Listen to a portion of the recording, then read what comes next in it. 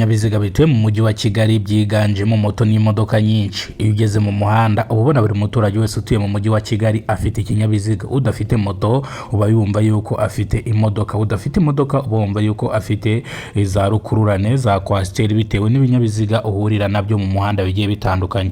Bivuze yuko hari igihe umuhanda ufungwa ndetse n'abanyamaguru bakabura aho baca bitewe n'ibinyabiziga byinshi biba byazamutse bikagira ku muhanda w'abanyamaguru.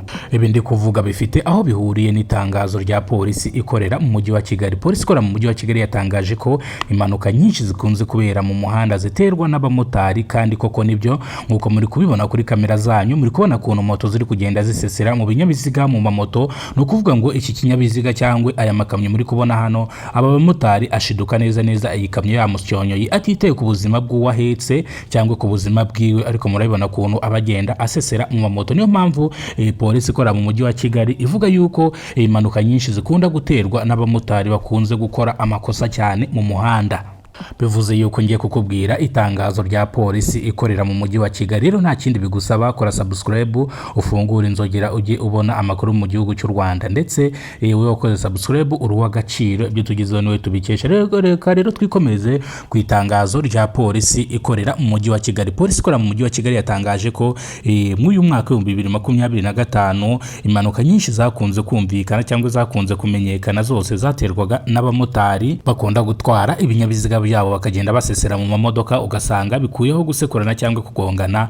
Nk'urugero muri zebra crossing, muri ambutiyage, ndetse akenshi na kenshi muri feruje ibintu bikunze kuhabera ubwo ibinyabiziga bigenda bigongana, ndetse akenshi ubusanga imodoka igonze moto, ubusanga moto igonze imodoka. Nyine impanuka nyinshi ziterwa n'abamotari. Ariko namwe banyarwandakazi nk'uko muri kubireba kuri kamera zanyu, ntavuze ati reka mbibereke koko ibyo polisi ikora mu mujyi wa Kigali iba yatangaje ko ari ibyo. No mpamvu nifatiyemo ndangije njyana kamera yanjye nerekera mu muhanda ngana mu Giporoso. Nk'uko mubibona ahandi ni mu Giporoso, nk'uko muri kubibona hano uzamuka ku cya Mitsingi uri kuva i Kanombe hano kuri military, ngira ngo murabibona niho nibereye.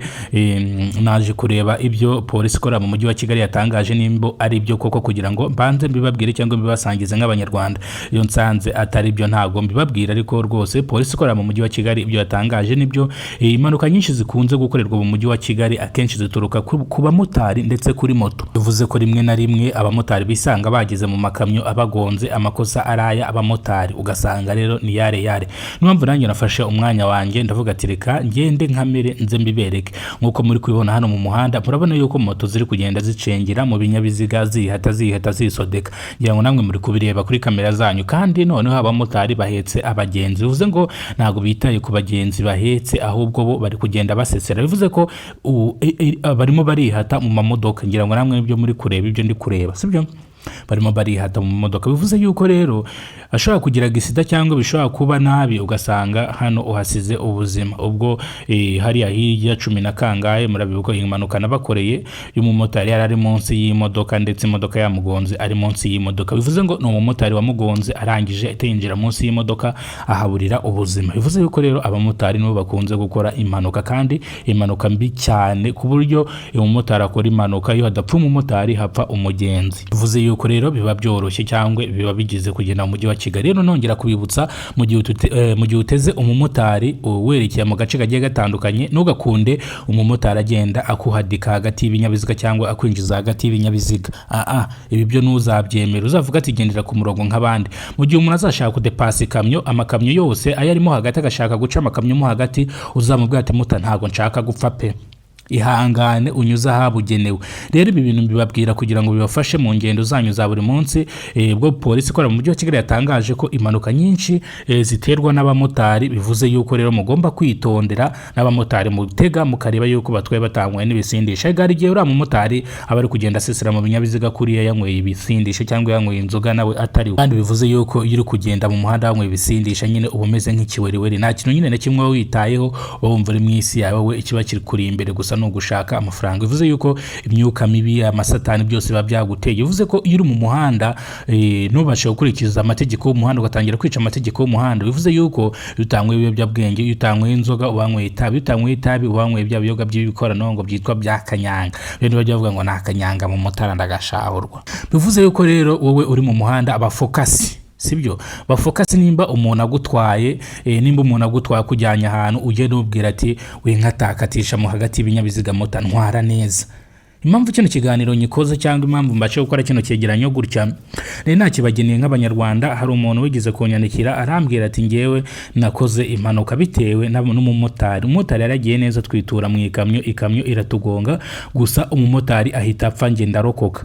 Uwo ni umufanizi wanjye yabimbwiye. Rero nanjye no mpamvu nafashe umwanzuro cyangwa nafashe akanya ko kugira ngo mbanze mbakorere ikiganiro mbabwire uburyo kibigenda, uburyo ki mwakwitwara mu muhanda n'uburyo ki abantu babatwaye mwabasha kubakasoringa bakabatwara neza kandi bakabageza aho mugiye. Bajya bavuga ngo mukirano umwami, bivuze yuko nawe uri kuri moto y'umuntu nawe uba uri umwami, nyine umukirano umwami nawe uri umwami.